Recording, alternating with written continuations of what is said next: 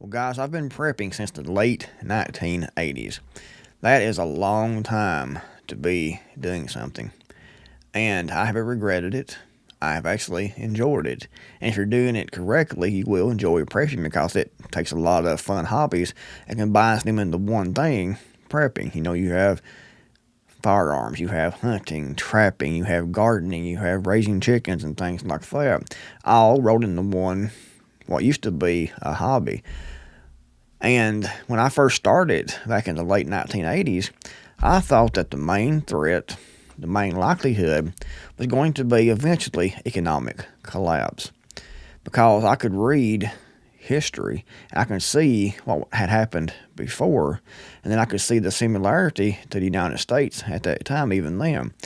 But I failed to realize that the United States was the world's reserve currency.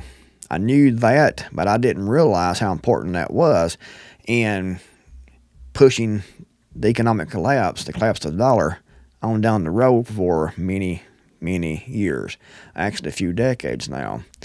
And they've managed to do that. However, we see the BRICS nations now starting to work a system out on their own, and other countries are dumping the dollar. Before, when a country would try to dump the dollar, we're going to gold standard or something like that, or try to use a local currency, the United States military would go in and destroy their country. So no one dared sway off the dollar and try to use something else. So that's how the United States has kept dominance over the world, is with the dollar and the United States military. But at that time, it pretty much came to an end. BRICS nations are rising up, and the West is falling. But I never would have thought in a million years that our government, even the Democrats at the time, I never would have thought that in the future they would open up our border and actually invite everyone in from every nation, unvetted, unchecked, by the tens of millions. I never would have thought that was going to happen. If you had told me that 20 years ago, I would have said there's no way, because our politicians that are in office, the Congress members, the Senate, the military, the police, they all are here. They have their family here. They have their homes here. They have their future here. They have their history here. They'll never let it happen. But we see now that is happening. They've had the border wide open. They've invited everyone in from around the world by the tens of millions, unvetted, it's beyond belief. It really is.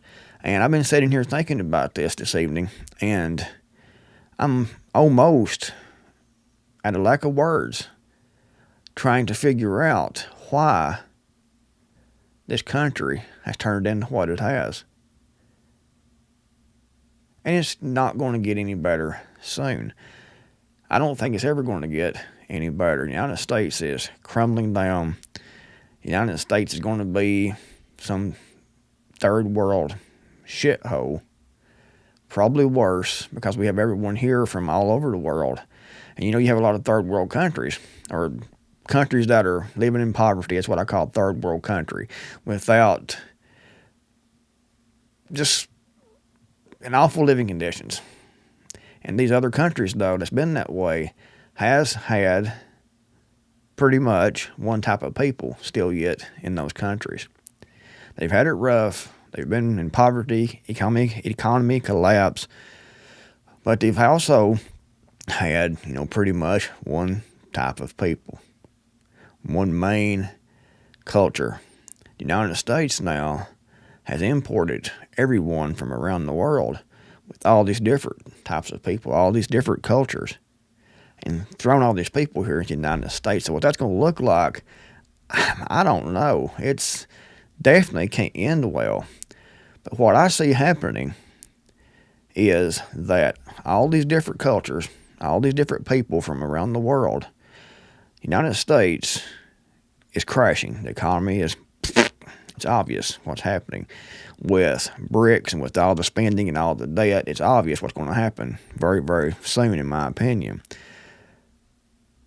But what I think is going to happen is all these people from these different countries, these different backgrounds, these different religions, these different beliefs are going to tribe up into different tribes in different locations. And we know what usually happens when you have different tribes and they're fighting for limited resources. I mean, you think about that, and it becomes kind of horrifying when you have, just like in Springfield, Ohio, it's been all over the news, 20,000 Haitians. That is a huge tribe. And we have pretty much everyone from everywhere. We have the Venezuelans. They're going to tribe up. We have the Haitians. They're going to do the same thing. The Chinese. Everyone is going to come together in their own little tribes, or large tribes, like the Haitians, 20,000 in Springfield, Ohio, in that one town. They're going to come together, they're going to tribe up, and they're going to be trying to get a hold of all the resources. So it's obvious what that's going to look like in the future if you have all these people in the country, and then the economy completely collapses, and all these people are here, there's limited resources, you're going to have extreme violence. That is obvious.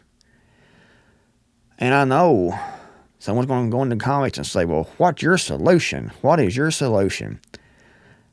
There really isn't a solution, because the federal government is corrupt. They're allowing this to happen, and I don't see the local governments doing anything, and the people aren't going to do anything in mass until it's completely too late, which I think we've pretty much passed that point now. In a lot of cases, in a lot of locations, they've passed the point of no return. And even the people did try to stand up to stop it now. We already have 40 or 50 million people here that are non-citizens. But it's over the last 4 years, there's probably been at least 20 million came across the southern border. And like I said, they've been from all over the world. And when there's limited resources, like the economy collapses, food resources, these people now, you see it now, they are tribing up.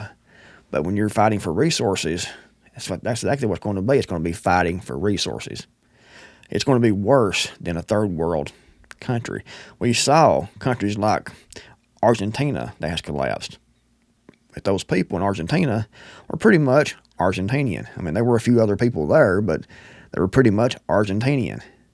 I'm just sitting here thinking about this country and how great that the country once was, as far as the military and the economy, production. People had morals and everything. But now we see, it's just a mess. We have everything in the world going on right now. The economy, the dollar, the debt, inflation. They've been trying their best to get a war started with someone somewhere for 4 years now. They have had the border wide open. We have all this LGBTQR plus whatever agenda pushing forward. Every time I turn the television on to watch, like an old show, like the Andy Griffith Show or something, for example, those are still good, but you get the commercials, and everything you see is about some drag queen show or something. It is, I don't know. It's discouraging. It's frustrating seeing what's happening. And I know someone will comment, well, you get what you voted for. No, anybody with any brain knows how the election actually went. And voting hasn't really counted for a whole lot in a long time. Now, I know a lot of people are going to say, this next election, we have to elect Trump or this country is gone. This country is gone, in my opinion, regardless. It's just going to go in a different way depending on who goes into office. If Donald Trump goes into office, then I think that he will try to close the border up. And I think he will drill for domestic oil production here in the United States. We'll open that up again. So those are two good things. I think that's the two biggest things he's going to do if he goes into office. However, we still have all those people in the United States, all those millions of illegals in the United States, and right now they've been getting entrenched and they've been tribbing up. Not to mention the far left lunatics are going to go completely crazy and burn the country down. All these illegals are going to burn the friggin' country down, in my opinion, if Trump gets elected, especially if he starts trying to deport these people. The only way to deport all these people would be to declare martial law. And I don't know even if that would work at this point. I mean, there's so many here. Maybe. What would that look like? What would happen? I mean, are they going to just go willingly, freely, to be shipped back to where they came from? Who's going to pay to gather all these people up and ship these people back to where they came from? Or, I mean, it is a big mess. They have made a huge mess in this country, and I don't think that it can be completely cleaned up. However, the left lunatics are going to go completely crazy. They're going to burn the country down. We're going to see all kinds of terrorist attacks. These federal judges are going to block everything Donald Trump tries to do, like they did the last time. I mean, either way it goes, in my opinion, we're still going to go. It's too far gone. The wheels are already in motion. So either way it goes, it's just going to be different. When Trump goes in, we're going to see a civil war, more than likely, because of the left and all these illegals that's here, which is going to affect the power grid, infrastructure, everything. And if Harris wins or gets appointed, we're going to see the border remain open. All these people continue to come through, and they're going to fill your town up. They're going to fill my town up, and they're going to take over this third world country that used to be the United States empire. So what can you do? What's your plan? There really isn't nothing an individual can do. The only thing an individual can do is prepare the best you can, stockpile the best you can, get with your community, but that still doesn't guarantee you're going to make it, especially with all these people coming in.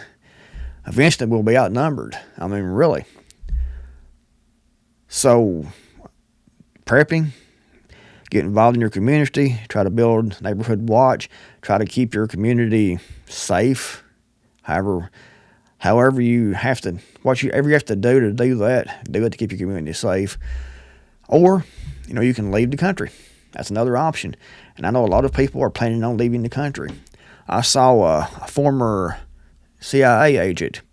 I can't remember what his name is, but he has the big, funny-looking hair. And he has been on Skinwalker Ranch, that television show.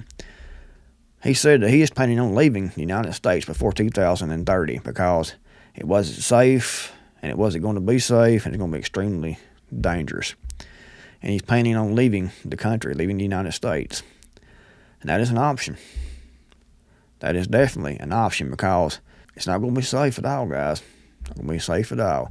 So you might want to start learning Spanish. You might start to want to learn how to speak whatever language or wherever you're going to go to.